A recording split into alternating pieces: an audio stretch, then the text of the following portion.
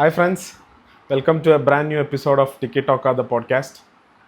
This is me, Hisan, and this is my co host, Arshak. Hi.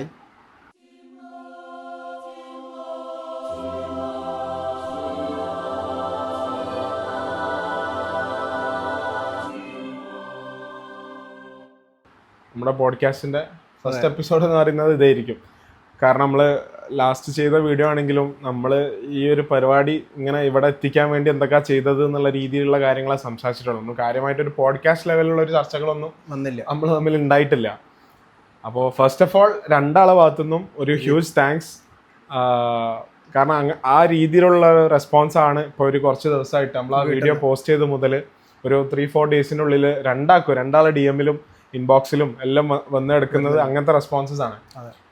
അപ്പോ പല ആൾക്കാരും positive എന്തായാലും പറയുന്നുള്ള ഒരു അതെ, രണ്ടാൾക്ക് ആ ഇൻഡ്യൂഷൻ ഉണ്ടായിരുന്നു എന്തായാലും പോസിറ്റീവ് വരുന്നു. പക്ഷെ അതിന്റെ ഏറ്റവും വലിയ ഹാപ്പിയസ്റ്റ് പാർട്ട് എന്താന്ന് വെച്ച് കഴിഞ്ഞാൽ ആൾക്കാര് പോസിറ്റീവ് പറയുന്നതോടൊപ്പം എന്തെങ്കിലും സജഷൻസ്, അതായത് അവർക്ക് തോന്നുന്ന സജഷൻസ് എന്തായാലും ക്യാമറ ക്വാളിറ്റി, ലൈറ്റിംഗ് ക്വാളിറ്റി, ഈ സ്ഥലത്തിനെ പറ്റിയിട്ട് പല ഒപ്പീനിയൻസ് പല ആൾക്കാരും വീഡിയോ ലെങ്ത്തിനെ പറ്റിയിട്ട് അങ്ങനെ പല ഒപ്പീനിയൻസ് എല്ലാവരും സജഷൻസ് ആയിട്ടും എല്ലാം തന്നിട്ടുണ്ട്. അപ്പോൾ ആ ഒരു റെസ്പോൺസ് നമ്മൾ രണ്ടാളും എക്സ്പെക്ട് ചെയ്തിട്ടുണ്ട്. ഭയങ്കര ഹാപ്പിയാണ്. കാരണം എന്താ വെച്ച് കഴിഞ്ഞാൽ ഈസാൻ പറഞ്ഞ പോലെ പോസിറ്റീവ് മാത്രമാകുമ്പോൾ നമുക്ക് നമ്മളെ ചേഞ്ച് ചെയ്യാനോ അല്ലെങ്കിൽ എന്തൊക്കെ ഇനി പുതിയ കൊണ്ടുവരണം എന്നുള്ളതൊന്നും നമുക്ക് അറിയാൻ പറ്റില്ല. ഇതാകുമ്പോൾ കുറേ ആൾക്കാർ ഇപ്പോൾ എന്താ പറയുക, നിങ്ങൾക്ക് ഇതൊക്കെ ചെയ്യാം അല്ലെങ്കിൽ ഈ ടോപ്പിക്സ് ഒക്കെ നിങ്ങൾ സംസാരിക്കണം അങ്ങനെയൊക്കെ പറയണേക്കുമ്പോൾ ഭയങ്കര ഹാപ്പിയാണ്. അതെ, രണ്ടാൾക്കും ഇപ്പോൾ എനിക്ക് വരുന്ന റെസ്പോൺസ് ആണെങ്കിൽ ഞാൻ അർഷക്കിന് ഷെയർ ചെയ്യും, അർഷക്കിന് വരുന്നതാണെങ്കിൽ അർഷക്ക് എനിക്ക് ഷെയർ ചെയ്യും. അപ്പൊ അത് കാണുമ്പോൾ കിട്ടുന്ന ഒരു എനർജി എന്ന് പറയുന്നത് അത് ഇറ്റ്സ് ഹ്യൂജ് ആക്ച്വലി. അപ്പോ once again very thank you. അപ്പോൾ ഈ വീഡിയോ ഇനി കാണാൻ പോകുന്നവർക്കുള്ള ഒരു ഡിസ്ക്ലൈമർ ആയിട്ട് പറയാണ്, ഇതൊരു കംപ്ലീറ്റ്ലി സ്പോയിലർ ഉള്ള ഒരു ഡിബേറ്റ് അല്ല, ഒരു ഡിസ്കഷൻ ആയിരിക്കും. ഡിബേറ്റ് എന്ന് പറയാൻ പറ്റില്ല, ഒരു അങ്ങനത്തെ ഒരു സ്പോയിലർ ഉള്ള ഒരു ഡിസ്കഷൻ ആയിരിക്കും. ലോക എന്ന് പറഞ്ഞ ഒരു സിനിമനെ പറ്റി, അപ്പോൾ റീസെന്റ് കണ്ട ഒരു ഫിലിമിനെ പറ്റിയിട്ടാണ് നമ്മൾ ഡിസ്കസ് ചെയ്യാൻ പോകുന്നത്. കുറെ സീനുകള് നമുക്ക് തോന്നിയ കാര്യങ്ങളും. അപ്പോ അത് കാണാത്ത ആൾക്കാര് ഈ വീഡിയോ ബാക്കി കാണരുത്. കണ്ട ആൾക്കാർ മാത്രം കണ്ടാൽ മതി. കാരണം പല ഈവൻ സീൻ ബൈ സീൻ ആണെങ്കിലും അർഷക്കിന്റെ ഫേവറേറ്റ് സീൻസ് ആണെങ്കിലും എന്തെങ്കിലുമൊക്കെ സീൻസിനെ പറ്റിയിട്ടൊക്കെ അതിലുള്ള ക്യാമിയോസിനെ പറ്റിയിട്ടൊക്കെ ഡിസ്കസ് ചെയ്യും. അപ്പൊ അത് കാണാത്ത ആൾക്കാർ എന്തായാലും കണ്ടിന്യൂ ചെയ്യരുത്. അതേപോലെ തന്നെ ഇപ്പോൾ നമ്മള് പറയുമ്പോൾ നമ്മളെ ഫേവറേറ്റ് സീൻസും അല്ലെങ്കിൽ നമുക്ക് തോന്നിയ ഇതായിരിക്കും നമ്മൾ പറയാം. അതേപോലെ അപ്പോൾ കമന്റ്സിൽ നിങ്ങൾക്ക് അതിനെപ്പറ്റി എന്താ തോന്നിയെന്നുള്ളത് അറിയിച്ചു കഴിഞ്ഞാൽ നമ്മളല്ലാത്തൊരു പേഴ്സ്പെക്റ്റീവ് അതിലുണ്ട് എന്നുള്ളത് അറിയാൻ പറ്റും. സോ കമന്റ്സിൽ ഇത് നമ്മുടെ ഡിസ്കഷൻ അല്ലാതെ നിങ്ങളെയും കൂടി ഡിസ്കഷൻ ആക്കാൻ ശ്രമിക്കുക. പിന്നെ അത് കംപ്ലീറ്റ്ലി പേഴ്സണൽ ആയിരിക്കും. അതായത് എനിക്ക് എൻ്റെ അഭിപ്രായങ്ങളും അർഷകിൻ്റെ അഭിപ്രായങ്ങളും മാത്രം പറയുന്നത്. അതായത് ഇപ്പോൾ ഒരു സീന് മോശം എന്ന് പറയുന്നതുകൊണ്ട് ആ സീൻ മോശമോ അല്ലെങ്കിൽ സീന് നല്ലതാന്ന് പറഞ്ഞുകൊണ്ട് നമ്മൾ പറയുന്നതുകൊണ്ട് അത് നല്ലതോ ആവുന്നില്ല. എനിക്ക് എൻ്റെ പേഴ്സ്പെക്റ്റീവ് തോന്നിയ ചീത്ത രണ്ടാളും പേഴ്സണലായിട്ട് തോന്നുന്ന പേഴ്സ്പെക്റ്റീവിലാണ് അത് പറയുന്നത്. ചീത്ത ഒന്നും പറയാൻ ഉദ്ദേശിക്കുന്നില്ല, പക്ഷെ ഞാൻ പറയാണ് രണ്ടുപേരും കംപ്ലീറ്റ്ലി പേഴ്സണൽ ഒപ്പീനിയൻ ആയിരിക്കും. അപ്പോൾ അത് സ്റ്റാർട്ട് ചെയ്യുമ്പോൾ എന്ന് വെച്ചാൽ ഞാൻ റീസെന്റ് കണ്ടതിൽ വെച്ചിട്ട് ഞാൻ എൻ്റെ ഓഫീസിൽ 2 കൊളീഗ്സ് ആയിട്ട് നമ്മളൊരു ഗ്രൂപ്പ് ഉണ്ട്, ഒരു സീക്രട്ട് സൊസൈറ്റി എന്ന് പറഞ്ഞിട്ട്. എൻ്റെ ഫ്രണ്ട് കാർത്തിക്കും നിതിനുള്ളൊരു ഗ്രൂപ്പ് ഉണ്ട്. നമ്മൾ ഫിലിമിനെ പറ്റി ഡിസ്കസ് ചെയ്യുന്ന ഗ്രൂപ്പാണ്. അപ്പോൾ റീസെന്റ് ഒരു 2 ആഴ്ച മുന്നേ നമ്മളിങ്ങനെ അതിനകത്തോട്ട് ഇങ്ങനെ ഡിസ്കസ് ചെയ്തിരുന്നു. ഈ അടുത്തായിട്ട് തിയേറ്ററിൽ നിന്ന് കണ്ടതിൽ വെച്ചിട്ട് നമുക്ക് 5 സ്റ്റാർ കൊടുത്തിട്ട് ഇറങ്ങി, അതായത് അത്രയും ഫുള്ളി സാറ്റിസ്ഫൈഡ് ആയിട്ട് ഇറങ്ങി വന്ന ഒരു ഫിലിം ഉണ്ടോന്ന് ഇങ്ങനെ ജസ്റ്റ് ചോദിച്ചപ്പോൾ റീസെന്റ് പറയുകയാണെങ്കിൽ അങ്ങനത്തെ ഫിലിംസ് വളരെ കുറവാണ്. അപ്പൊ ഞാൻ പറഞ്ഞു എനിക്ക് റീസെന്റ് കണ്ടതിൽ വെച്ചിട്ട് മെയ്യഴകനാണ് ഒരു 5/5 കൊടുക്കാൻ പറ്റിയിട്ട് ഒരു ഭയങ്കര ഉറക്കത്തിൽ പോയിട്ട് അല്ലേ, ഉറക്കിന്റെ ഒരു വക്കത്ത് പോയിട്ട് കണ്ട ഒരു സിനിമ. അത്രയും സ്ലോ ആയിട്ട് മൂവ് ചെയ്യണ ഫിലിം, പക്ഷെ എന്നിട്ടും നമുക്ക് ഉറക്കം വന്നില്ല. കാരണം നമ്മളെ സാറ്റർഡേ സൺഡേ റൂട്ടീൻ എന്ന് പറഞ്ഞാൽ സാറ്റർഡേ ആയിരിക്കും മോസ്റ്റ്ലി ലാലിഗ മാച്ചസ്, ബാർസന്റെ ഒക്കെ മാച്ചസ് ഉണ്ടാവില്ല 1:30 അപ്പൊ 1:30 രാത്രി മാച്ച് കഴിയുമ്പോൾ തന്നെ ഒരു 4:30 പിന്നെ ഏകദേശം സ്കാരൊക്കെ കഴിഞ്ഞ് എടുക്കുമ്പോൾ 5:30. പിന്നെ ഉറങ്ങാനുള്ള ടൈമില്ല, കാരണം 7 മണിക്ക് രാവിലെ ടർഫിൽ ഫുട്ബോൾ കളിക്കുന്ന നമ്മള്. അപ്പൊ ആ ടർഫിലെ കളിയും കഴിഞ്ഞ് കഴിഞ്ഞാല് പിന്നെ മോർണിംഗ് ഒരു ചായ കുടി സെഷൻ ഉണ്ട് നമ്മളെ ഫ്രണ്ട്സ് ഒക്കെ ആയിട്ട്. നമ്മളെ എല്ലാ ഫ്രണ്ട്സും സൺഡേ എവിടെ ഉണ്ടെങ്കിലും ആ ഒരു സൺഡേ ബ്രേക്ക്ഫാസ്റ്റിന് എല്ലാവരും ഒരുമിച്ചായിരിക്കും. അപ്പൊ അത് കഴിഞ്ഞിട്ട് പിന്നെ ഉറങ്ങാനുള്ള ഒരു ഗ്യാപ്പില്ല, കാരണം നമ്മൾ ഉച്ചക്കാ ബുക്ക് ചെയ്തത് ടിക്കറ്റ്. 12 ആ സമയത്ത് ബുക്ക് ചെയ്തത്. അപ്പോ ഞാനാണ് ഇവനെ ഫോഴ്സ്ഫുള്ളി കൊണ്ടുപോകുന്നത്. കാരണം ഞാൻ ഒന്നാമത് അതിനെപ്പറ്റി ഓറെ അറിഞ്ഞിട്ടില്ല, വലിയൊരു ഇവന് റൈറ്ററിന്റെ എനിക്ക് അതിന്റെ ഡയറക്ടർ ഫസ്റ്റ് ഫിലിം 96 ആയതുകൊണ്ട് തന്നെ ഞാൻ അത്ര ക്യൂരിയസ് ആയിട്ട് എനിക്ക് അത്ര എക്സ്പെക്ടേഷൻ ഉണ്ടായിരുന്നു. കാരണം അത്ര റിവ്യൂസ് ഒക്കെ ഭയങ്കര ട്വിറ്ററിലായാലും എല്ലാത്തിനും ഞാൻ ട്വിറ്ററിൽ കുറച്ചും കൂടെ ആക്റ്റീവ് ആയതുകൊണ്ട് ട്വിറ്ററിലൊക്കെ അടിപൊളി റിവ്യൂസ് ആയിരുന്നു. അപ്പോൾ ഞാനിങ്ങനെ അർഷകിനോട് പറഞ്ഞു നമുക്ക് ഫിലിം ഉണ്ട് പോയി കാണാന്നുള്ള രീതിയിൽ. അപ്പോൾ അർഷക് വരാന്ന് പറഞ്ഞു. അങ്ങനെ നമ്മൾ പോയി കാണാം. അത്ര ഉറക്ക് എന്ന് പറഞ്ഞാൽ ഒന്ന് ഇരുന്നാലും ഉറങ്ങും എന്നുള്ളൊരു കണ്ടീഷനിലാണ് നമ്മൾ അങ്ങനത്തെ ഒരു കണ്ടീഷനിൽ നമ്മൾ പോയി കാണുന്ന ഫിലിമാണ്. അപ്പൊ അത് അത്രയും സാറ്റിസ്ഫൈഡ് ആയിട്ട് ഒരു സീന് പോലും ഉറങ്ങുന്നതിനെ പറ്റി ചിന്തിക്കുന്നില്ല. അത്രയും സാറ്റിസ്ഫൈഡ് ആയിട്ട് ഇറങ്ങി വന്ന ഒരു ഫിലിമാണ് മെയ്യഴകൻ എന്ന് പറഞ്ഞ ഫിലിം. അതിന് ശേഷം പിന്നെ അങ്ങനെ ഒരു ഫിലിം അപ്പൊ ഞാൻ പറഞ്ഞില്ല ആ ഗ്രൂപ്പിലേക്ക് വന്നതിനാണ് പറഞ്ഞ ഇവിടെ എത്തിപ്പോയി. ആ ഗ്രൂപ്പിലേക്ക് വന്നു കഴിഞ്ഞാൽ അപ്പൊ ഞാൻ പറഞ്ഞു ലാസ്റ്റ് ആയിട്ട് കണ്ട മെയ്യഴകനാണ്.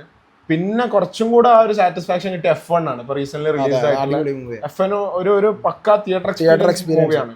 കൊറേ ഇറങ്ങിയിരിക്കുന്ന F1 പോലത്തെ മൂവി. പക്ഷെ ഇത് എടുത്ത രീതിയും ക്യാമറ ഞാൻ F1 അധികം ഫോളോ ചെയ്യാത്ത ആളാണ്. പക്ഷെ ആ ഫിലിം കണ്ടതിന് ശേഷം F1 കൂടുതൽ കുറച്ചും കൂടെ കാണാനും അല്ലെങ്കിൽ കുറച്ചും കൂടെ അറിയാനും കാണാനൊക്കെ ഒരു മൂഡ് വന്നു. കണ്ടിട്ടില്ല അവരെ ഉദ്ദേശം തന്നെയായിരുന്നു F1 പ്രൊമോട്ട് ചെയ്യാന്നുള്ള ഒരു അജണ്ടയില്. അപ്പൊ അത് കഴിഞ്ഞിട്ട് ഇപ്പോ അങ്ങനെ ഒരു 5-on-5 സാറ്റിസ്ഫാക്ഷൻ കിട്ടിയിട്ട് എനിക്ക് റീസെന്റ് കിട്ടിയാൽ ഇപ്പോ ലോകാണ് കറന്റ്ലി. കാരണം ഇപ്പോ നമ്മൾ ഇന്നലെയും സെക്കൻഡ് ടൈം വാച്ച് ചെയ്ത് ഞാൻ അങ്ങനെ മൂവീസ് 2 പ്രാവശ്യം കാണാൻ എനിക്ക് അത്രയും നമുക്ക് ഉള്ളില് അത്രയും ഡീപ്പ്. ഞാൻ ഇതിന്റെ മുന്നേ കണ്ടത് അങ്ങനത്തെ തല്ലുമാലാണ്. തല്ലുമാല ഞാൻ 3 തവണ കണ്ടിട്ടുണ്ട് തിയേറ്ററിൽ. ഞാൻ 2 പ്രാവശ്യം 2ാം പ്രാവശ്യം കണ്ട് ബാംഗ്ലൂർ ഡേയ്സ് കുറെ മുന്നേ. അത് ഇതേപോലെ ഒരു പ്രാവശ്യം കണ്ട് പിന്നെ കാണണം പുതിയ കണ്ടത് അതാണ്. അപ്പോ അത് ആ ഒരു കുറച്ചും കൂടെ പാക്ഡ് ആയിട്ടുള്ള തിയേറ്ററിൽ കാണാനുള്ള ആഗ്രഹത്തിലാണ് ഇന്നലെ അപ്സരയിൽ ബുക്ക് ചെയ്തിട്ട് നമ്മൾ കാണുന്നത്. പിന്നെ വേറെ 5-on-5 ഇനി കണ്ടുണ്ടാവുന്ന എന്റെ ഒരു ഓർമ്മ ഈ അടുത്ത് അപ്സര ഒരു സിനിമ കൂടെ കണ്ടിരുന്നു റീ റിലീസ്. അത് ചോട്ടാ മുംബൈ. അതൊരു പ്യുവർ റിലീസ് ആയിട്ട് നമ്മൾ കൂടില്ല. ചോട്ടാ മുംബൈ എക്സ്പീരിയൻസ് വേറെ ലെവലായിരുന്നു. അത് പിന്നെ പറയണ്ട. അപ്പോൾ ആ ഒരു ലെവൽ ഓഫ് അതായത് അത്രയും സാറ്റിസ്ഫൈഡ് ആയിട്ട് ഇറങ്ങിയ ഫിലിമാണ് ലോക. സ്ക്രീൻ പ്ലേ ആയാലും സ്ക്രിപ്റ്റ് ആയാലും അത് ഒരു നോർമൽ സൂപ്പർ ഹീറോ മൂവി ആയിട്ട് എടുത്തിരുന്നെങ്കിൽ ചിലപ്പോൾ ഇത്രയും ഒരു ഒന്നാമത് ഒരു തീരെ പ്രൊമോഷൻ ഒന്നും കൊടുത്തില്ല. എനിക്ക് പ്രൊമോഷൻ കൊടുത്തില്ല എന്നല്ല, ചെറിയൊരു സ്കെയിലിൽ എടുക്കുന്ന പടം എന്നുള്ള രീതിയിലാണ് വന്നത്. കാരണം അതിന് ബാക്ക് ചെയ്യാൻ അങ്ങനെ വലിയ സ്റ്റാർ കാസ്റ്റ് ഒന്നും ഇല്ലല്ലോ. ഒരു കല്യാണി പ്രദർശൻ നസ്ലിന് മാത്രമേ ഉള്ളായിരുന്നു. പിന്നെ ക്യാമിയോസ് ഒക്കെ പിന്നാണല്ലോ റൂമേഴ്സ് ഒക്കെ ഉണ്ടെന്നുണ്ടെങ്കിലും റിവീൽഡ് അല്ല ഒന്നും. അപ്പൊ അതുകൊണ്ട് തന്നെ അങ്ങനെ അല്ല. അതെന്താ ഞാൻ ഈ പ്രൊമോഷൻ ഇല്ലാന്ന് പറയാൻ കാരണം എന്താ അറിയോ, ഞാൻ ലോക എന്ന് പറഞ്ഞ സിനിമനെ പറ്റി അറിയണേ ഇല്ല കേട്ടോ. ഞാൻ അങ്ങനെ സിനിമ എനിക്ക് ഭയങ്കര സിനിമ ഇഷ്ടമാണ്. പക്ഷെ ഭയങ്കരമായിട്ട് സിനിമന്റെ ഉള്ളോട്ടേക്ക് പോകുന്ന ഒരാളല്ല. അപ്പോൾ എനിക്ക് ഇവനെന്നോട് ചോദിച്ചു ലോക എന്ന് പറഞ്ഞ സിനിമ ഞാൻ ബുക്ക് ചെയ്യട്ടെ എന്ന് പറഞ്ഞിട്ട് ലോക്കന്റെ ടിക്കറ്റ് അയച്ചതിന് ശേഷമാണ് ഞാൻ ട്രെയിലർ കാണുന്നത്. ട്രെയിലർ കണ്ടപ്പോൾ എനിക്ക് ഫസ്റ്റ് തന്നെ അടിച്ച സാധനം ഏതാ അറിയാം, ഒരു കോമിക് ബുക്ക് അല്ലെങ്കിൽ ഇവൻ പറഞ്ഞിട്ട് കണ്ട ഒരു സീരീസ് ഉണ്ട് ആർക്കേൻ എന്ന് പറഞ്ഞിട്ട്. അതിൻ്റെ ഒക്കെ കുറേ സാധനങ്ങൾ അല്ലെങ്കിൽ ഒരു പക്ക ഒരു എന്താ പറയുക ഒരു ആനിമെ അല്ലെങ്കിൽ ആ ഒരു രീതിയിലുള്ള സാധനം എനിക്ക് അടിച്ച് ആ ഒരു ട്രെയിലർ കണ്ടപ്പോൾ തന്നെ കളർ ബാക്ക്ഗ്രൗണ്ട്സ് കാര്യങ്ങളൊക്കെ ഈ നിയോൺ ലൈറ്റ്സ് കത്തുക ഫുള്ളൊരു പക്ക ഒരു എനിക്ക് ആ ട്രെയിലർ കണ്ടപ്പോൾ തന്നെ ഇത് ഇവിടെ നമ്മളെ ഇന്ത്യയിലല്ല വേറെ എവിടെ ഒരു ടച്ചുള്ള നമ്മൾ സ്വാഭാവികമായിട്ട് സൂപ്പർ ഹീറോ മൂവി ആകുമ്പോൾ ഹോളിവുഡിലേക്ക് പോകും. പക്ഷെ എനിക്ക് ആ ഒരു സ്മെല്ലടിച്ച് ഞാൻ പറഞ്ഞ നമ്മൾ കണ്ടിട്ട് വളരെ ഒരു സാധനം മാത്രമേ ഉള്ളൂ, ആ ഒരു സ്മെല്ല് വന്നു. എന്നിട്ട് അപ്പോൾ ഞാൻ പറയാം എനിക്ക് ഞാൻ ഒന്നും എക്സ്പെക്ട് ചെയ്യാതാണ് ഞാൻ പോയിട്ട് ലോക കാണുന്നത്. അതിനോണ്ട് എൻ്റെ കയ്യിൽ ഒരു എക്സ്പെക്ടേഷനും ഇല്ല. ഞാൻ ഈ അയച്ചെന്നിട്ട് ഞാൻ ട്രെയിലർ കാണട്ടെ, ട്രെയിലർ കണ്ട് പിറ്റേന്നാണ് നമ്മൾ പിറ്റേന്ന് അല്ലെങ്കിൽ അതിൻ്റെ 2 ദിവസം മുമ്പേ ഞാൻ എന്നിട്ട് ക്യാൻസൽ ചെയ്തെടുത്തു ട്രെയിലർ കണ്ടുകൊണ്ട്. എനിക്ക് പനിയായിരുന്നു 2-3 ദിവസം. എന്നിട്ട് ഞാൻ ക്യാൻസൽ ചെയ്തിട്ട് വേറൊരു ഫ്രണ്ടിനെ ബുക്ക് ചെയ്ത് എന്നിട്ട് ഞാൻ പിന്നെയും ബുക്ക് ചെയ്തിട്ട് ഞാൻ കണ്ടതാ. അപ്പോൾ പിന്നെ ആ ഫിലിം കണ്ട പാടെ തന്നെ പിന്നെ ഉള്ള സ്പെക്കുലേഷൻസും എന്തായിരിക്കും ഇനി നടക്കാൻ പോകുന്ന, ആരായിരിക്കും, എവിടെ ആയിരിക്കും, അതായത് ക്യാരക്ടേഴ്സ് എന്തായിരിക്കും ചർച്ചകളായി. അതില് ഞാൻ പറഞ്ഞില്ല ഈച്ച് ആൻഡ് എവറി ഡിപ്പാർട്ട്മെന്റ് അതിലും ഞാൻ പറഞ്ഞു വരുമ്പോൾ script, screen play, music, art department, കോസ്റ്റ്യൂമിൻ്റെത്. കോസ്റ്റ്യൂം ആണെങ്കിലും ഇപ്പൊ നെസ്ലന്റെ പേര് സണ്ണി എന്നാണ്, മറ്റേ ചന്ദ്ര എന്ന് പറയുമ്പോൾ ബേസിക്കായിട്ട് ഇരുട്ട്, ഡാർക്ക്, രാത്രി. സണ്ണി എന്ന് പറയുമ്പോൾ ബ്രൈറ്റ്. അപ്പൊ ആ ടെക്സ്ചർ പിടിച്ചിട്ട് തന്നെയാണ് ഇപ്പോൾ നെസ്ലന്റെ കോസ്റ്റ്യൂംസ് എന്ന് പറഞ്ഞാൽ ബ്രൈറ്റ് കളേഴ്സാ, യെല്ലോ, വൈറ്റ്, ബ്ലൂ ഒക്കെ ലൈറ്റ് കളേഴ്സാ. റെഡ് യൂസ് ചെയ്യുന്നുണ്ടെങ്കിലും റെഡ് വരെ വളരെ ലൈറ്റ് റെഡ് ആണ്. കല്യാണിൻ്റെയിലേക്ക് വരുമ്പോൾ ഭയങ്കര ഡാർക്ക് കളറാണ്, ഫുള്ള് ബ്ലാക്ക് ഡ്രസ്സ് അല്ലെങ്കിൽ റെഡ് ഭയങ്കര ഡാർക്ക് റെഡ് ജാക്കറ്റ്. അപ്പം മൊത്തത്തിൽ ആ ഒരു സാധനം പിടിച്ചിട്ടാണ് ത്രൂ ഔട്ട് ആ ഒരു കളർ പാലറ്റ് വരെ അവർ ചെയ്തത്. എല്ലാം മ്യൂസിക് ആയാലും എല്ലാ കാര്യങ്ങൾക്കും ഒരു ഭയങ്കര ഡീറ്റെയിലിംഗ് കൊടുത്തിട്ടാണ് ചെയ്തത്. പിന്നെ ഞാൻ പറഞ്ഞില്ല എൻ്റെ കല്യാണിൻ്റെ അത് ഞാൻ ഇതേപോലെ ഒരു ഇതിൽ കണ്ടതാണ്. കല്യാണീൻ്റെ ആ ഒരു എല്ലാവർക്കും കൂടെ നല്ലൊരു ഇൻട്രോ കൊടുക്കുന്നുണ്ട് കല്യാണീൻ്റെ. എന്നുവെച്ചാൽ അതുവരെ നെസ്ലന് മാത്രമേ ആ കല്യാണിനെ കണ്ടിട്ടുള്ളൂ, വേറെ ആരും കല്യാണിനെ കണ്ടിട്ടില്ല. അപ്പോൾ ആ പാർട്ടിക്ക് വിളിക്കുമ്പോൾ ഇവരെ ഞാൻ പറഞ്ഞു, ഇവർ കുറേ എല്ലാ കണക്ഷൻസും നമ്മൾക്ക് കണക്ട് ചെയ്യാൻ വേണ്ടിയിട്ട് കൊണ്ടുവന്ന. അപ്പോൾ അതിൽ നീലി വെള്ളം ഇട്ടത്, അല്ലെങ്കിൽ നീലി നമ്മൾ കാണുന്ന നീലി എന്ന് വെച്ച് കഴിഞ്ഞാൽ ഒന്നാമത് നീലിയായിട്ട് നമ്മളെ ഇൻട്രൊഡ്യൂസ് ചെയ്തില്ല. അപ്പോൾ നമുക്ക് അപ്പോഴും അറിയില്ല കേട്ടോ, അപ്പോഴും ഒരു നീലിയാണ് പറയില്ല. പക്ഷേ ആ സാധനം കുറച്ച് കഴിഞ്ഞാൽ നമ്മൾ അങ്ങനെ തിങ്ക് ചെയ്യണം എന്നുള്ള ഉദ്ദേശത്തോടു കൂടിയാണ് ഇതൊക്കെ കൊണ്ടുവന്നത്. ഇന്ത്യയിൽ ആൾക്കാരെ രണ്ടാമതൊന്ന് കാണണം എന്ന് വിചാരിച്ചിട്ടായിരിക്കും ചിലപ്പോൾ ചെയ്തിട്ടുണ്ടാവുക. അപ്പോൾ ഈ നീലി നമ്മൾ പണ്ട് മുതലേ ഈ സീരിയലുകളിലും, ഇപ്പോൾ കടമുറ്റത്ത് കത്തനാർ അല്ലേ, കച്ചനാർ എന്ന് പറഞ്ഞു, കടമുറ്റത്ത് കത്തനാർ. അപ്പോൾ ആ സീരിയലിലൊക്കെ കാണാൻ വെച്ച് കഴിഞ്ഞാൽ പ്രേതം എന്ന് പറയുമ്പോൾ നമ്മളെ വെള്ളസാരി നീണ്ട മുടി, ഇത് രണ്ടും ഉണ്ടാവുക. അപ്പോൾ അതിൽ ഓളെ ഇൻക്ലൂഡ് ചെയ്യണമെന്ന് വെച്ച് കഴിഞ്ഞാൽ ഒരു വൈറ്റ് സാരിയും നീണ്ട മുടിയുള്ള ഒരു ക്യാരക്ടർ. നമുക്ക് അപ്പോഴും അതൊരു ക്യാരക്ടറേ ഉള്ളൂ. കുറച്ച് കഴിഞ്ഞിട്ട് നമ്മളിവിടെ നീലിയാണ് എന്നുള്ളത് കാണുമ്പോഴാണ് ആൾക്കാർ ഇതിനെ ഇങ്ങനെ കണക്ട് ചെയ്യണത്. അതേമാതിരി പാട്ട് ഇവള് ആ റൈറ്റർ ഇല്ലേ, എന്താണ് അവളെ പേര് എനിക്ക് പറഞ്ഞു, ശാന്തി പറയുന്നത്, കോറൈറ്റർ. അപ്പോൾ അവള് പറയണ്ട ആ പാട്ട് ഇവരിങ്ങനെ ആ ഒരു സൂട്ടബിൾ ആയിട്ടുള്ള, അപ്പോൾ ആ പാട്ടിൻ്റെ ലിറിക്സ് ഭയങ്കര കണക്റ്റഡ് ആയിട്ടുള്ള ലിറിക്സ് ആണ്. എന്ന് വെച്ച് കഴിഞ്ഞാൽ ഒരു ബേർഡിനായിട്ടാണ് അവർ പറയണത്. അപ്പൊ കുറെ സ്ഥലത്ത് ഇവള് പറയണ്ടല്ലോ, അതിനുശേഷം ഞാൻ കുറെ സ്ഥലത്ത് ഇങ്ങനെ ഇങ്ങനെ 20 കൊല്ലം നിൽക്കാൻ പറ്റുള്ളൂ, എന്തെങ്കിലും പ്രശ്നം ഉണ്ടാവും, മാറിപ്പോവും. അത് കാണിക്കാൻ പറ്റി കൂടിയാണ് ആ ഒരു പാട്ട് അതിൽ ഇൻക്ലൂഡ് ചെയ്തത്. അതായത് ഈ 5 പാട്ടും ആദ്യം ചെയ്ത് കഴിഞ്ഞിട്ട് ചെയ്യാന്ന് പറഞ്ഞാൽ ചില്ലറ കാര്യമല്ല. കാരണം ബാക്ക് ചെയ്യാൻ ഫിനാൻഷ്യലി സപ്പോർട്ട് വേണം. അതില്ലാതെ 5 പാട്ട് ചെയ്യാൻ പറ്റില്ല. അതായത് 5 പാട്ടിന്റെ കഥ എഴുതി കഴിഞ്ഞിട്ടാണ് ഫസ്റ്റ് പാർട്ട് ഷൂട്ട് ചെയ്തതെന്ന് പറയുമ്പോൾ അത്രയും പേഷ്യൻസ് വേണോ. കാരണം ഈ 5 ഭാഗവും റെഡി ആയി കഴിഞ്ഞാലേ ഫസ്റ്റ് ചെയ്യുള്ളൂ എന്നുള്ള ഒരു മെന്റാലിറ്റി വരാന്നുണ്ടെങ്കിൽ 5 അത്ര പെർഫെക്റ്റ് ആവണം. ഒരു പ്രോപ്പർ എൻഡിങ് വേണം, പ്രോപ്പർ ആന്റഗണിസ്റ്റും പ്രോട്ടഗണിസ്റ്റും വേണം. അപ്പോൾ അത് എന്താ പറയാ, അങ്ങനെ കൺസീവ് ചെയ്യാൻ തന്നെ ഒരു ഇത് വേണം. കാരണം ഇവിടെ LC ഉള്ളതൊന്നും LC ഒന്നും അങ്ങനെ കൺസീവ് ചെയ്ത മൂവി അല്ല. അതായത് മൂവി അങ്ങനെ യൂണിവേഴ്സൽ ആക്കിയിട്ട് ഉണ്ടാക്കിയതാണ്. അതായത് ലിയോ പോലും യൂണിവേഴ്സിൽ വന്നിട്ട് അത് ബോറായി. യൂണിവേഴ്സ് ഒരുമാതിരി അല്ല, അത് ഞാൻ പറഞ്ഞില്ല, ലിയോ ഭയങ്കര അങ്ങോട്ട് ഇൻക്ലൂഡ് ചെയ്യാൻ പറ്റിയ തോന്നില്ല. ചിലപ്പോൾ സ്റ്റാൻഡ് അലോൺ ആണെങ്കിൽ കുഴപ്പമില്ലായിരിക്കും. പക്ഷെ അത് യൂണിവേഴ്സ് ആകുമ്പോൾ എക്സ്പെക്ടേഷൻ കൂടിയ ആൾക്കാർ, കാരണം കൈദി 1 ഹിറ്റ് ആണ്, അതുപോലെ വിക്രമോ അതിനനുസരിച്ചിട്ട് അത്രയും എക്സ്പെക്ടേഷൻ ആൾക്കാർക്ക് സാറ്റിസ്ഫൈ ആയ ഒരു ഫിലിമാണ്. അപ്പൊ അത് കഴിഞ്ഞിട്ട് പിന്നെ ലിയോ വന്നപ്പോ ആ യൂണിവേഴ്സിൽ ഒന്നും സംഭവിക്കുന്നില്ല. ലിയോ എന്ന് പറഞ്ഞ ക്യാരക്ടർ അവിടെ ഇല്ലെങ്കിലും ഉണ്ടെങ്കിലും ആ യൂണിവേഴ്സിൽ അപ്പോ ഇവിടെ ഇപ്പൊ ഇന്ത്യയിലെ ടോപ്പ് യൂണിവേഴ്സ് എന്ന് പറഞ്ഞാൽ അതാണ്. പിന്നുള്ളത് YRF സ്പൈ യൂണിവേഴ്സ്. ആർക്കും വേണ്ടാത്ത ഒരു ഹിന്ദിയിലുള്ള യൂണിവേഴ്സ് ആണ് സ്പൈ യൂണിവേഴ്സ്. ഒന്നാമത് എന്താ വെച്ചാൽ അത് എനിക്ക് തോന്നുന്നത് ഈ യൂണിവേഴ്സിന്റെ ഒരു ട്രെൻഡ് വന്നപ്പോ ഒരു യൂണിവേഴ്സ് ആക്കിയതാണ്. അല്ലാതെ കുറച്ച് ആക്ഷൻ പടം ചെയ്യാന്ന് വെച്ചിട്ട് യൂഷ്വൽ ടെംപ്ലേറ്റഡ് സാധനങ്ങളായിരിക്കും അതിനകത്ത് ഉണ്ടാവും. ഒരു സ്പൈ, യൂഷ്വൽ റൊമാൻറ്റിക് സോങ് ഉണ്ടാവും, പാർട്ടി ഉണ്ടാവും, അങ്ങനത്തെ ഫൈറ്റ്, ലാസ്റ്റ് ഒരു വില്ലനായിട്ട് ഫേസ് ഓഫ്. അതല്ലാതെ ഒരു പുതുമ എല്ലാ ഭാഗങ്ങളിലും എല്ലാ ക്യാരക്ടേഴ്സും വരുന്നു. ഇപ്പൊ ഷാറുഖ് ഖാനെ സൽമാൻ ഖാൻ ഹെൽപ്പ് ചെയ്യാൻ വരുന്നത്, സൽമാൻ ഖാനെ ഷാറുഖ് ഖാൻ ഹെൽപ്പ് ചെയ്യാൻ വരുന്നത്. അതില് ഒരു പേരിനൊരു യൂണിവേഴ്സ് ഉണ്ടാക്കിയെന്നല്ലാതെ അതൊരു ഭയങ്കര കാണുന്ന ആൾക്കാർക്ക് ഒരു അഡ്രിനാലിൻ റഷ് ഒന്നും അതിനകത്തൊന്നും കിട്ടുന്നില്ല. പിന്നെ അതാ പറഞ്ഞത്, ഏറ്റവും സക്സസ് ആയിട്ട് ഇപ്പൊ ഒരു യൂണിവേഴ്സ് നമുക്കൊരു ഒരു തറക്കല്ലിട്ട് എന്ന് പറയാൻ പറ്റുന്ന ഇപ്പൊ ഈ സിനിമാറ്റിക് യൂണിവേഴ്സ് തന്നെ ഉള്ളൂ. ഞാൻ പറഞ്ഞ അത് അതിന്റെ ബേസ് എന്ന് പറഞ്ഞാൽ ഈ ഒരു 5 പാട്ട് ചെയ്തോണ്ട് തന്നെയാണ്. ഇപ്പൊ ഇവരിപ്പോ ഫസ്റ്റ് പാർട്ട് ചെയ്ത് കഴിഞ്ഞിട്ട് ഇത് സക്സസ് ആയിട്ട് അടുത്ത ചെയ്യാന്ന് വിചാരിക്കുമ്പോൾ ചിലപ്പോൾ ഇവരെ സക്സസിന്റെ ബേർഡും വരും, ആൾക്കാർ എക്സ്പെക്ടേഷൻ മാറും, പക്ഷെ ഇനിയിപ്പോ ആ ടെൻഷൻ ഇല്ല. ഇനിയിപ്പോ ഉള്ള സ്ക്രിപ്റ്റില് സ്ക്രീൻ പ്ലേ എങ്ങനെ അടിപൊളിയാക്കും എന്നുള്ള രീതിയിൽ മാത്രം ആൾക്കാരെ എങ്ങനെ എൻഗേജിങ് ആക്കിയിട്ട് 2-2.5 മണിക്കൂർ ഇരുത്താൻ പറ്റുന്നുള്ള മാത്രം ആ കാര്യം മാത്രം ശ്രദ്ധിച്ചിട്ട് ഇനിയുള്ള ബാക്കി ഭാഗങ്ങൾ ചെയ്താൽ മതി. കാരണം ഓൾറെഡി നെക്സ്റ്റ് പാർട്ട് ടൊവിനോ വന്ന് ലീഡ് ചെയ്യുന്നുള്ള ഓൾറെഡി റിവീൽ ചെയ്തായിരുന്നു. അപ്പോ പിന്നെ അതിനുശേഷം എല്ലാത്തിന്റെ പ്ലാനിങ് ഉണ്ടാവും. മെയിൻ വില്ലൻ ആരായിരിക്കും, അല്ലെങ്കിൽ മെയിൻ ഇന്നിപ്പോ റിവീൽ ചെയ്തത്. അപ്പൊ അതുപോലെ പ്രോപ്പർ പ്ലാനിങ്ങിലാണ് ഇതുവരെ ചെയ്തത്. അതേമാതിരി ഞാൻ പറഞ്ഞു ഡൊമിനിക് ഡയറക്ടർ പറഞ്ഞിട്ട് ഇവര് ഇതെല്ലാം എടുത്തു കഴിഞ്ഞപ്പോൾ ഓൾമോസ്റ്റ് 3 hours വന്നു. അപ്പോൾ അവരിങ്ങനെ പറഞ്ഞു ദുൽഖറിനോട് 3 hours ഉണ്ട്. ദുൽഖർ ചോദിക്കുന്നത് എന്താ വെച്ചാൽ സാധാരണ അവൻ പറയാം അത്ര സപ്പോർട്ടീവ് ആണെന്നുള്ളത് പറയണേ. നമുക്ക് 3 hours കാണിച്ചൂടെ? ഓൻ പറയണെന്ന് വെച്ചാൽ കണ്ടിട്ട് ഇതിൽ കട്ട് ചെയ്യാനുള്ള റീജൻസ് വളരെ കുറവാണ്. കാരണം ഇവരിതിൽ കുറേ ഈസ്റ്റർ എഗ്സ് കുറേ കൊണ്ടുണ്ട്. അപ്പോൾ ദുൽഖർ ചോദിക്കാന്ന് വെച്ച് കഴിഞ്ഞാൽ നിങ്ങൾ 3 hour ഇട്ടോ, എന്താ കാണിക്കുന്നതിന് എന്താ പ്രശ്നം? പക്ഷെ ഇവരെല്ലാവരും എക്സ്പെക്ടേഷൻ എന്താ വെച്ച് കഴിഞ്ഞാൽ ഫ്ലോപ്പൊന്നാവില്ല, പടായിരിക്കും. ഈ ഒരു ലെവൽ ആളുകൾ വിചാരിച്ചിട്ടില്ല. കാരണം ഓരോ സീനിനും ഇപ്പം ഓരോരോ സാധനങ്ങൾ കണ്ടു കഴിഞ്ഞാൽ നമ്മളെന്ത് വിചാരിക്കും ഇങ്ങനെയൊക്കെ ഇത് ആലോചിക്കാൻ പറ്റുമോ? അപ്പോഴാണ് നമുക്ക് ആലോചിക്കാൻ വേറെ കാര്യം മനസ്സിലാവണേ, മലയാളി ഓഡിയൻസ് എത്രത്തോളം എന്താ പറയുക ബുദ്ധി അല്ലെങ്കിൽ കഴിവുള്ള ആ ഒരു ഇമാജിനേഷൻ ഉള്ള ആൾക്കാരാണെന്നുള്ളത് കുറേ യൂട്യൂബിൽ കുറേ ആൾക്കാരൊക്കെ പറയുന്ന കഥ കണ്ടു കഴിഞ്ഞാൽ നമ്മൾ ഒരിക്കലും അങ്ങനെ ചിന്തിച്ചിട്ട് പോലും ഉണ്ടാവില്ല.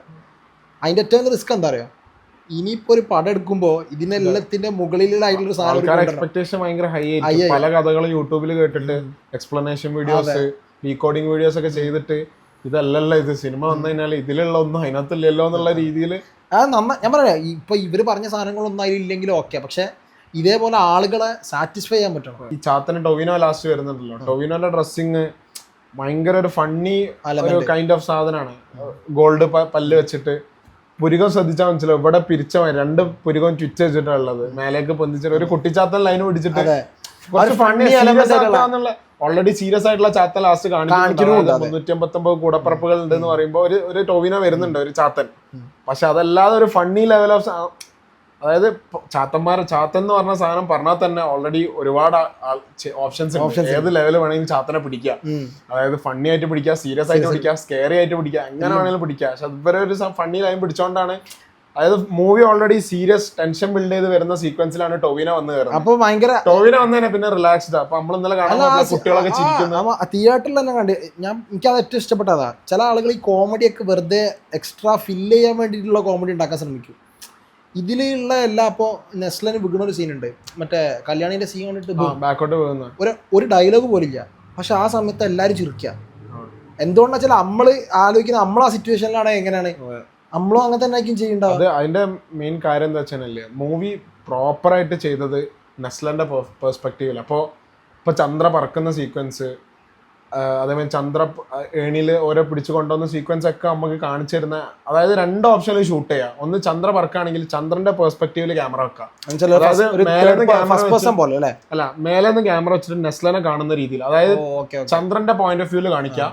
രണ്ടാമത്തെ ഓപ്ഷൻ എന്ന് പറഞ്ഞാൽ നെസ്ലൻ താഴെ ചന്ദ്രനെ നോക്കുന്ന പോയിന്റ് ഓഫ് വ്യൂലും കാണിക്കാം. അതിൽ ചന്ദ്രന്റെ പോയിന്റ് ഓഫ് വ്യൂ കാണിക്കുമ്പോഴുള്ള പ്രശ്നം എന്താ വെച്ചാൽ അത് നമ്മൾ ചന്ദ്രമായിട്ടാണ് നമ്മൾ ഇമാജിൻ ചെയ്യാം മൂവി കാണുമ്പോൾ. പക്ഷെ മൂവി ത്രൂ ഔട്ട് പിടിച്ചതെന്ന് വെച്ചാൽ നെസ്ലൻ എങ്ങനെ ചന്ദ്രനെ, അതായത് നെസ്ലന്റെ കൂടെ നിൽക്കുകയാണ് നമ്മള് ഭയങ്കര, അതായത് നമ്മളെ കൂടെ ഉള്ള ഒരാള് നമ്മളൊരു സൂപ്പർ ഹീറോ കാണുമ്പോൾ നമ്മൾ മേലേക്ക് നോക്കുക. അതേപോലെ നെസ്ലന്റെ പെർസ്പെക്റ്റീവ് ആണ് ഫുള്ള് കാണിച്ചത് ത്രൂ ഔട്ട് എല്ലാ സീൻസിലും.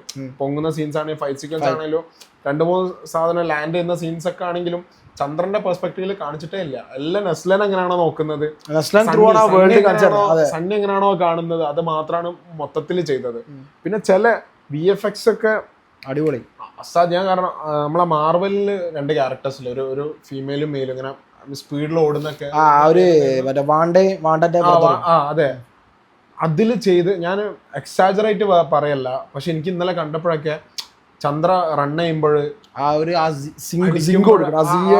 എന്താ പറയാ ഒരു ഗ്ലോവി എഫക്ട് കൊടുക്കുന്നു. പെർഫെക്റ്റ് എന്ന് പറഞ്ഞാൽ എനിക്ക് മാർവലിനെ കണ്ടതിനെക്കാളും പെർഫെക്റ്റ് ആയിട്ട്, അതായത് അത്ര പിക്ചർ പെർഫെക്റ്റ് സാധനം, ആ ഒരു എഫക്ട് ഗ്ലോവി എഫക്ട് കറക്റ്റ് ആയിട്ട് കിട്ടുന്നുണ്ട്. അത് എല്ലാ സിറ്റുവേഷനിലും ഉണ്ട്.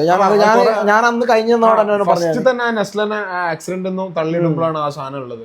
അവിടെ മുതൽ ലാസ്റ്റത്തെ നച്ചിയപ്പനായിട്ടുള്ള ഫൈറ്റിൽ വരെ അതുണ്ട്, ആ ടോയ്ലറ്റ് ഫൈറ്റിൽ നിന്നാണെങ്കിലും. അപ്പൊ മൊത്തത്തിൽ അത് graphics, I mean VFX team അത് പെർഫെക്റ്റ് ആയിട്ട് ചെയ്തിട്ടുണ്ട്. പിന്നെ ആർട്ടായാലും അത് ഏതോ ചർച്ച എന്നാ പറഞ്ഞത്, ആ ലാസ്റ്റ് ബാർ സെറ്റപ്പ് ചെയ്തില്ല, അത് കൊച്ചിയിൽ ഏതോ ചർച്ചാണ് സെറ്റപ്പ്, ചർച്ച എന്നാ കേട്ടത്. ഹോളി ഗ്രെയിൽ എന്ന് പറഞ്ഞ കഫേ, അതേതോ ചർച്ചിൽ ഷൂട്ട് ചെയ്തെന്ന് പറഞ്ഞു. പക്ഷെ അത് ചർച്ച പോലെ തോന്നിയില്ല, അത്ര പെർഫെക്റ്റ് ആയിട്ടാണ്. എനിക്കുള്ള ഒരു ഡൗട്ട് എന്താ തോന്നിയത്, അതായത് നച്ചിയപ്പനായിട്ടുള്ള ഫൈറ്റില് 2 പേര് ഫൈറ്റ് ചെയ്തോണ്ടിരിക്കുമ്പോ ലാസ്റ്റ് സൂര്യപ്രകാശം വരുന്നുണ്ട്, നച്ചിയപ്പ ചന്ദ്രന്റെ കഴുത്തിന് പിടിക്കുമ്പോ സൺലൈറ്റ് വന്നിട്ട് ഹിറ്റ് ചെയ്തിട്ട് ഇവിടെ കൈ ബേൺ ആവുന്നുണ്ട്. ആ സീക്വൻസ് കഴിഞ്ഞിട്ട് ഓള് കൊല്ലും, ചന്ദ്ര നച്ചിയപ്പനെ കൊന്നു കഴിഞ്ഞിട്ട് പിന്നെ ഇവര് പുറത്തിറങ്ങുമ്പോൾ നൈറ്റ് ആവും. അതായത് ആ ചന്തു കാർന്ന് പെട്ടെന്ന് ഡാർക്കിൽ. പക്ഷെ അതിൽ എനിക്ക് അത് ഓരുണ്ടല്ലോ നൈറ്റ് ആക്കാൻ വേണ്ടി ഒരു സാധനം പറയുന്നുണ്ട് അവര്, എന്ന് വെച്ചാൽ ഓന് ചന്തു എണീച്ചിട്ട് പറയുന്നുണ്ട്, എടാ എന്നൊന്ന് ഹോസ്പിറ്റൽ കൊണ്ടുപോടാ, ഞാനിപ്പോൾ മരിക്കുന്നു പറയുന്നുണ്ട്. അപ്പോൾ മോർഫിൻ്റെ എഫക്റ്റ് തീർന്നുണ്ടാവും എന്ന് പറയുന്നുണ്ട്. അപ്പോൾ അതിന് ശേഷമാണ് ഈ പറഞ്ഞ ഫൈറ്റിന് ശേഷമാണ് ഇവർ ഇതിനെ ഈ ഒരു നാച്ചിയപ്പനെ എടുത്തിട്ട് സ്റ്റോർ ചെയ്യണതും എല്ലാ സാധനവും. അപ്പോൾ എനിക്ക് തോന്നുന്നു അതിന് ശേഷം സം ടൈം പോയിണ്ടാവും. കാരണം അല്ലെങ്കിൽ മോർഫിൻ്റെ എഫക്റ്റ് തീരാറ് മോർഫിൻ ഇത്ര ഒരു എനിക്ക് കറക്റ്റ് ടൈം അറിയില്ല, പക്ഷെ എന്തായാലും അങ്ങനെ പെട്ടെന്ന് എനിക്ക് തോന്നണേ ആ സമയത്ത് എനിക്ക് തോന്നുന്നു ആ താഴെയുള്ള അണ്ടർഗ്രൗണ്ട് ഇല്ലേ അവിടെ സ്റ്റേ ചെയ്തിട്ടുണ്ടാവും. അതാവണം. കാരണം ഇത്രയും കർഷക ചെയ്ത് എനിക്ക് ഫസ്റ്റ് തന്നെ അത് ഓടി. കാരണം എന്താ വെച്ച് കഴിഞ്ഞാൽ അത്രയും നേരം ഇവിടെ വെയിൽ വന്ന് പെട്ടെന്ന് ഒരു ഷോട്ട് മാറുമ്പോഴത്തേക്കും രാത്രി ആവാന്ന് പറഞ്ഞു കഴിഞ്ഞാൽ അതുവരെ കാണിച്ച കുറേ സാധനം അല്ലെങ്കിൽ മിസ്റ്റേക്കും ആവട്ടോ. മിസ്റ്റേക്ക് അല്ലെന്നല്ല ഞാൻ പറയുന്നത്, ചിലപ്പോൾ മിസ്റ്റേക്ക് ആവാം. ഈ ഒരു ഡയലോഗ് വന്നപ്പോൾ എനിക്കൊരു ഡൗട്ട് വന്നു. കാരണം ഇങ്ങനെ ആവാം കാരണം മോർഫിന്റെ എഫക്റ്റ് ഒക്കെ തീർന്നു എന്നാണല്ലോ പറയണേ. മോർഫിൻ അപ്പോൾ ഓരോ അടിച്ചിക്കണ്. അത് മാത്രമല്ല കുത്തി കഴിഞ്ഞ് കഴിഞ്ഞാൽ അത്രയും നേരം വെറുതെ ഇട്ട് ചോര പോയി കഴിഞ്ഞ് കഴിഞ്ഞാൽ ആൾ മരിച്ചു. അപ്പോൾ അതിന് ഡെയിലി ഇവരെന്തെങ്കിലുമൊക്കെ ചെയ്തിട്ടുണ്ടാവും. കാരണം അതുവരെ ആരില്ല അറിയാം അവിടെ. എനിക്ക് ഓൻ്റെ പേര് മറന്നു, പ്രകാശ് അതുവരെ അവിടെ ഇല്ലേനും. പിന്നെ ഈ ചങ്ങാനെ വന്നിട്ട് സ്റ്റോർ ചെയ്യണതൊക്കെ പ്രകാശ. ആ സ്റ്റോർ ചെയ്യണതിന്റെ അവിടെ ഒരു സാധനം പറയുന്നത് അത് ഇനി കണ്ടോ, ആ സീലിന്റെ ഇവിടെ അതേപോലത്തെ സീലുണ്ട്.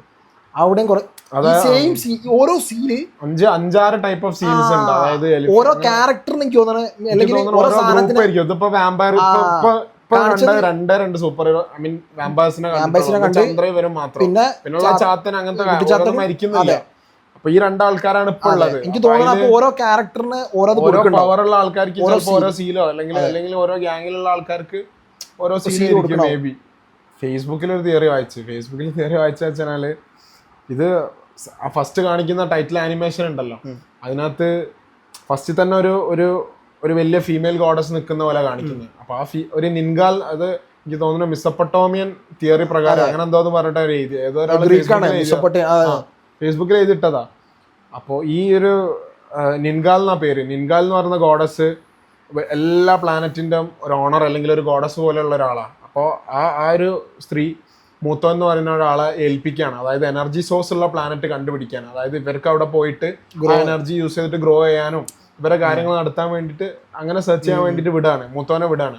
അങ്ങനെ മൂത്തോനെ വിടുന്ന സമയത്ത് ഈ നിൻഗാലിനെ തൊട്ടടുത്ത് ഇഷ്താർ എന്ന് പറഞ്ഞിട്ട് നിൻഗാലിന്റെ മോളുണ്ട്. അതെനിക്ക് തോന്നുന്നു അതിൽ ചില സീൻ കാണിക്കുന്നുണ്ടോ, മോളെ പിടിച്ചിട്ട് ചില ആ ഗോഡ് നിൽക്കുന്നുണ്ട്, അതിന്റെ കൂടെ തന്നെ ചെറിയ മോള് നിൽക്കുന്നുണ്ട്. അപ്പോൾ മൂത്തോനെ ഓൾറെഡി ഫ്ലൈ ചെയ്ത് മൂത്തോനെ എന്നിട്ട് കുറെ പ്ലാനറ്റ്സ് ലാൻഡ് ചെയ്തിട്ട് എത്താതെ വന്നപ്പോൾ അവസാനം ഏർത്തിൽ ലാൻഡ് ചെയ്ത് കഴിഞ്ഞിട്ട് മൂത്തോനെ മനസ്സിലാവും ഈ ഒരു ഏർത്തിൽ എനർജി റിസോഴ്സസ് ഉണ്ട്, അതായത് ഇവർക്ക് യൂസ് ചെയ്യാൻ പറ്റിയ എനർജി റിസോഴ്സസ് ഉണ്ട് എന്ന് മനസ്സിലായി. മൂത്തോനെ മനസ്സിലായി ഇതൊരു ബാഡ് കാര്യത്തിന് യൂസ് ചെയ്യേണ്ട സാധനമല്ല.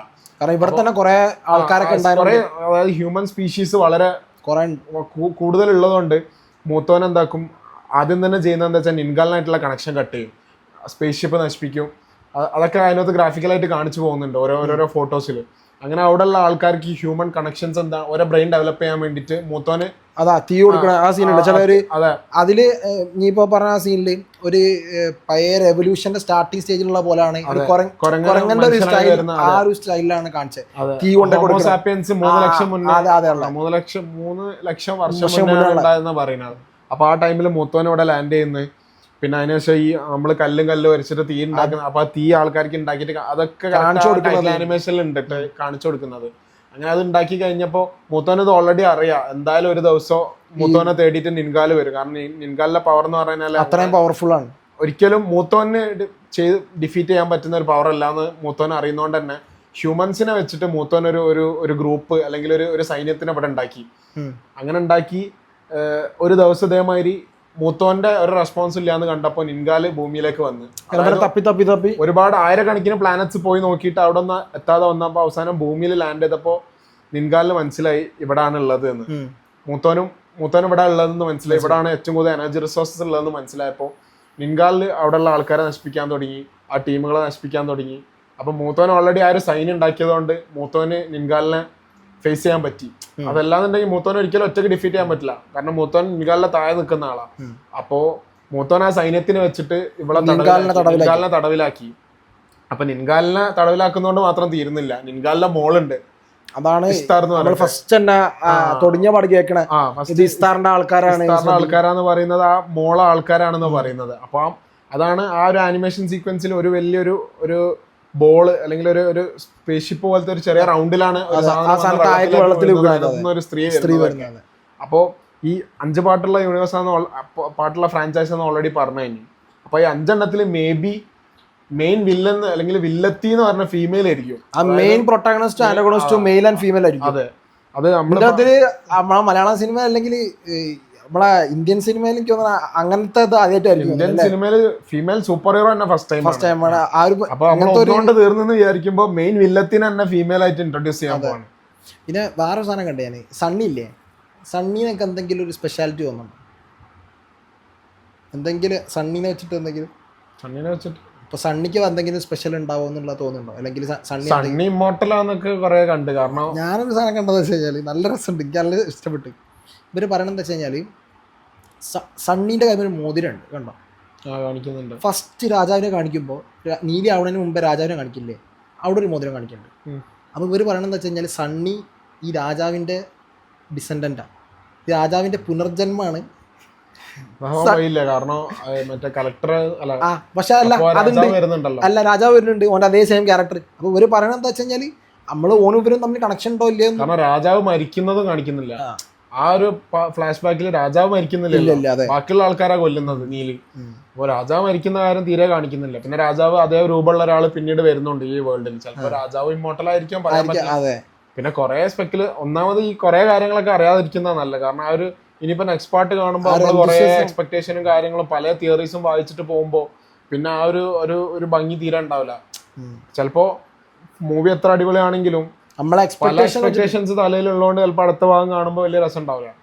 പക്ഷെ ആസ് എ മൂവി അത് ചെറിയ ഞാൻ ഓൾറെഡി പറഞ്ഞു കഴിഞ്ഞാൽ മറ്റേ ഞാൻ പറഞ്ഞ പൈസ കൊടുക്കുന്ന, അതായത് ഫേക്ക് പാസ്പോർട്ട്സും ഈ ഡോക്യുമെന്റ്സ് ഒക്കെ ഉണ്ടാക്കുമ്പോൾ പൈസ വെച്ചുകൊടുക്കുന്ന നമ്മള് മലയാളം ഫിലിമിൽ കാണാത്ത, അതായത് നമ്മൾ ക്യാഷ് കൊടുക്കുമ്പോൾ ഒന്നെങ്കിലും ഫോൾഡഡ് ആയിരിക്കും അല്ലെങ്കിൽ ബണ്ടിൽ കൊടുക്കും.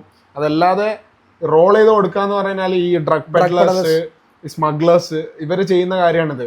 അപ്പൊ അതിൽ തന്നെ നമുക്കൊരു ഫ്രഷ്നെസ്, അതായത് നമ്മള് വേറെ അല്ലെങ്കിൽ വേറെ ഒരു പ്രത്യേക ഇതുവരെ കാണാത്തൊരു കാഴ്ച കാണുന്ന പോലത്തെ ഒരു സാധനമാണ് അത്.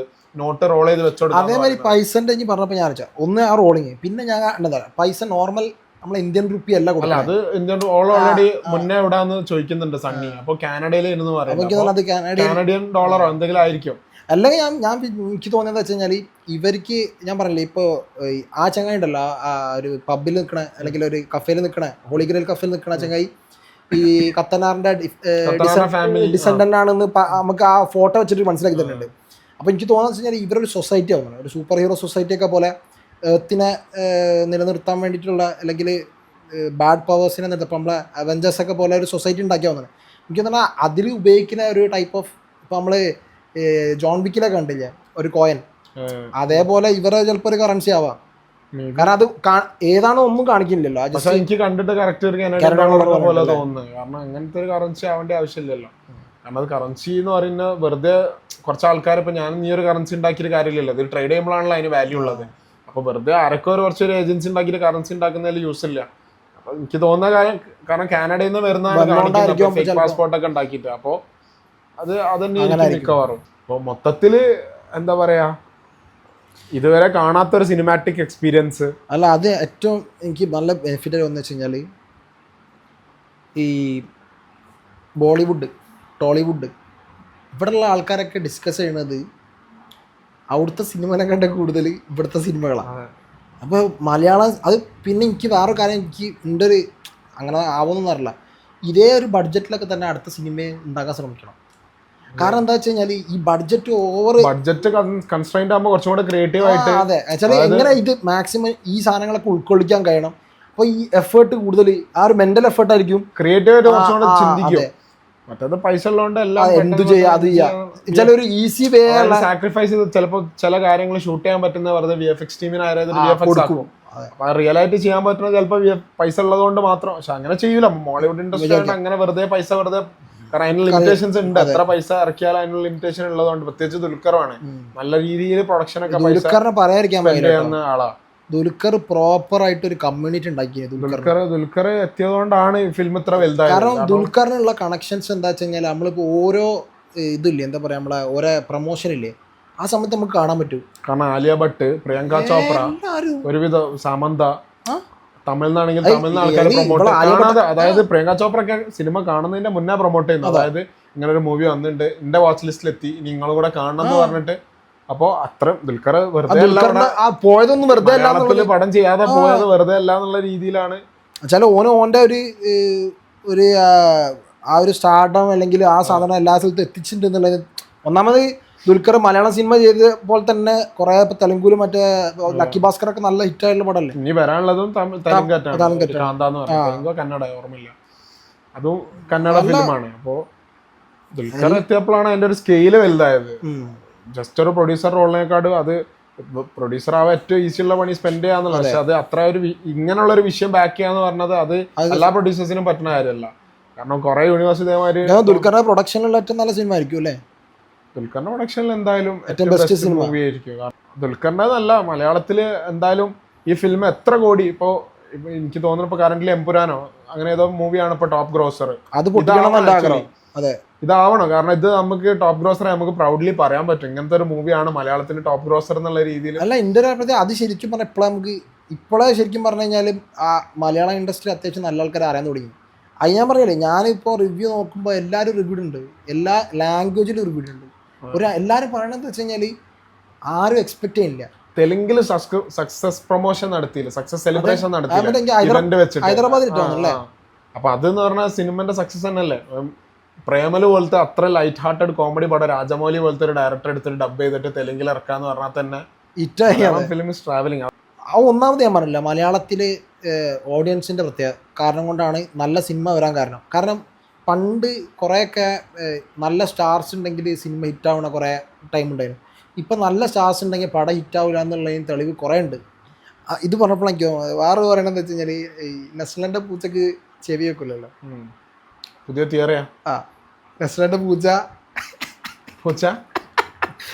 എന്താണ് നെസ്ലന്റെ പൂച്ച എന്താ ഞാൻ പറയാം, ഒടിയനില്ലേ, ഒടിയൻ ഓ മാത്രല്ല പല ഒടിയനുണ്ട്, അതിലൊരു ഒടിയനാണ് നെസ്ലന്റെ പൂച്ച. എന്തൊക്കെ പറയുന്നത്.